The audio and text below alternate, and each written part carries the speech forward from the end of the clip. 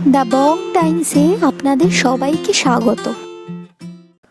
Hello বন্ধুরা, আশা করি আপনারা সবাই খুব ভালো আছেন। দ্য বং ডাইন্স চ্যানেলের পক্ষ থেকে আপনাদের জন্য রইল শুভ নববর্ষের আন্তরিক ভালোবাসা ও শুভেচ্ছা। এই ভিডিওতে পুর ভরা চিংড়ি মাছের কাটলেটের একটা ফাটাফাটি রেসিপি নিয়ে সুপর্ণা উপস্থিত। নববর্ষের দিন বাড়িতে অতিথিরা এলে তাদের এই কাটলেট করে দিলে সবাই দারুণ এনজয় করবে। আমরা সাধারণত চিংড়ির যে কাটলেট খেয়ে অভ্যস্ত, এই রেসিপিটা তার থেকে সম্পূর্ণ আলাদা। তাহলে জেনে নিন এই একদম আলাদাভাবে তৈরি চিংড়ি মাছের কাটলেটের রেসিপি।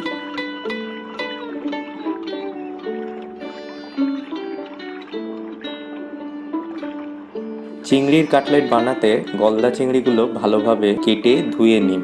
চিংড়ির লেজটা রেখে দেবেন, তাহলে কাটলেটটা দেখতে ভালো লাগবে। এরপর চিংড়িগুলোর মাথার ঠিক নিচেই একটা খোসা থাকে, ওটা ছাড়িয়ে নিন।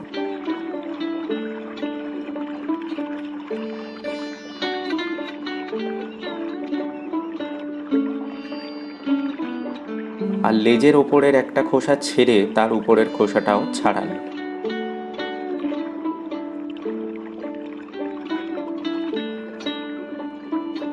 এবারে চিংড়ির মাথার দিকটা কেটে বাদ দিন।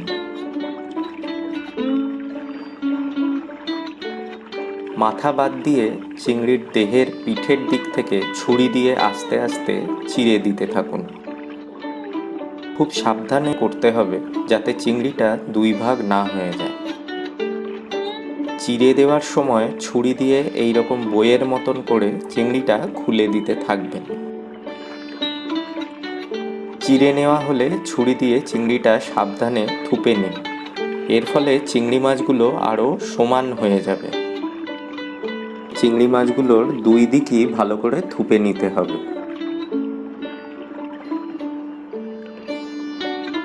এবারে বাকি চিংড়িগুলোকেও একইভাবে কাটলেটের জন্য প্রস্তুত করে নিন। বাকি চিংড়িগুলো প্রস্তুত হলে এরপর চিংড়িগুলো ম্যারিনেট করতে হবে। ম্যারিনেট করতে প্রথমে দিতে হবে 2 টিস্পুন পরিমাণ নুন।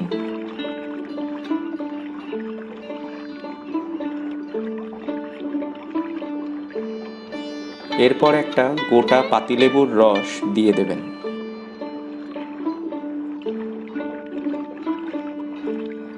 এরপর যে বিশেষ উপকরণটা দিতে হবে সেটা হলো 1 টেবিল স্পুন সর্ষে বাটা। সর্ষে বাটাটা ভালো করে চিংড়ি মাছগুলো মাখিয়ে দিন।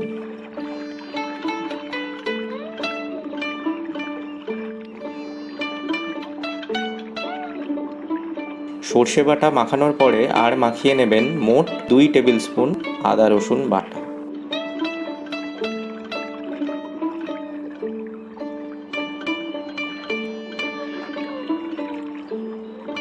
সব কিছু মাখিয়ে মিনিমাম 2 ঘন্টা ফ্রিজে রেখে ম্যারিনেট হতে দিন।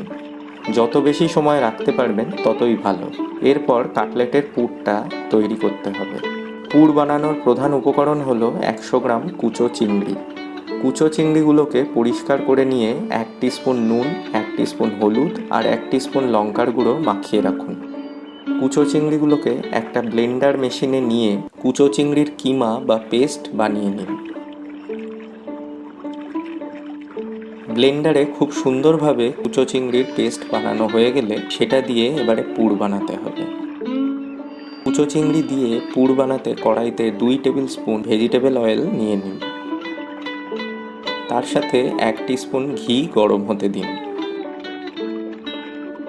তেল আর ঘি গরম হলে কুচো চিংড়ির পেস্টটা দিয়ে ভাজতে থাকুন। পেস্টটা মাঝারি আঁচে খুন্তি দিয়ে চেপে চেপে ভাজুন। এর মধ্যে দিয়ে দেবেন 1/2 কাপ ধনেপাতা কুচি আর দিয়ে দিন 2 কাঁচা লঙ্কা কুচি। এই পেস্টটা চিংড়ি মাছের পেস্ট বলে ভাজার সময় দলা হয়ে যাবে, তাতে কিন্তু কোনো অসুবিধা নেই। অল্প ভাজা হলে দিয়ে দিন 1 টিস্পুন জিরের গুঁড়ো আর 1/2 টিস্পুন গরম মশলার গুঁড়ো দিয়ে ভেজে নিন। মোট 10 মিনিট মাঝারি আঁচে ভাজার পর কড়াইতে রেখেই কিছুটা ঠান্ডা করে নিন। ঠান্ডা হলে পুনরায় ব্লেন্ডারে তুলে নিন। ব্লেন্ডার থেকে বের করে দেখবেন খুব সুন্দরভাবে কাটলেটের পুর তৈরি হয়ে গেছে। এবারে কাটলেটটা বানাতে হবে। তার জন্য আগে ফ্রিজ থেকে ম্যারিনেট করা চিংড়িগুলো বের করে নিন। এইবারে অল্প করে পুর হাতে নিয়ে ম্যারিনেট করা গলদা চিংড়িগুলোর উপরে চেপে চেপে দিন।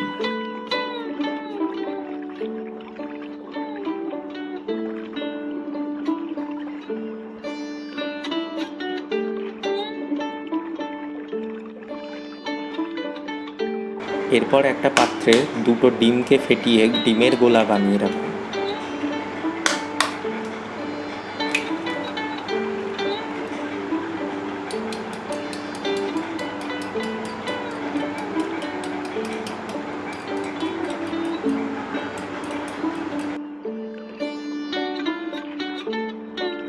এরপর পুর দেওয়া গলদা চিংড়িগুলো এক এক করে ডিমের গোলায় ডুবিয়ে নেবেন।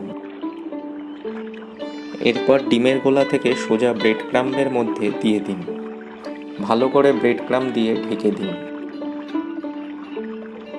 গলদা চিংড়িগুলোর দুটো পিঠই ভালো করে ব্রেড ক্রাম্ব দিয়ে ঢেকে দেবেন। এরপর খুব সাবধানে তুলে নিয়ে অতিরিক্ত ব্রেড ক্রাম্বগুলো ঝেড়ে দিন। এবারে একটা আলাদা শুকনো জায়গায় তুলে নিয়ে ছুরির সাহায্যে এগুলোকে শেপ করে নিন।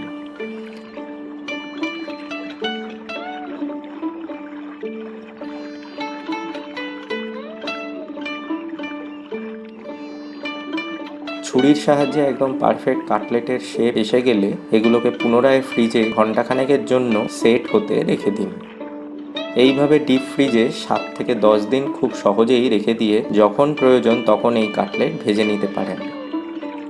আমার পার্সোনাল মতামত হলো অতিথি আসার 2 দিন আগে থাকতেই আপনারা এগুলো বানিয়ে ফ্রিজারে রেখে দিন, তাহলে চট করে পরিবেশন করতে পারবেন।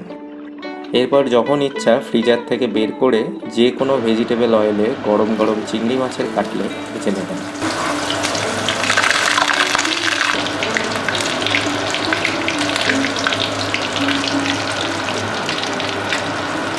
দুই পিঠ ভালো করে ভেজে নিলেই প্রস্তুত হয়ে যাবে দারুণ স্বাদের এই পুর ভরা চিংড়ি মাছের কাটলেট।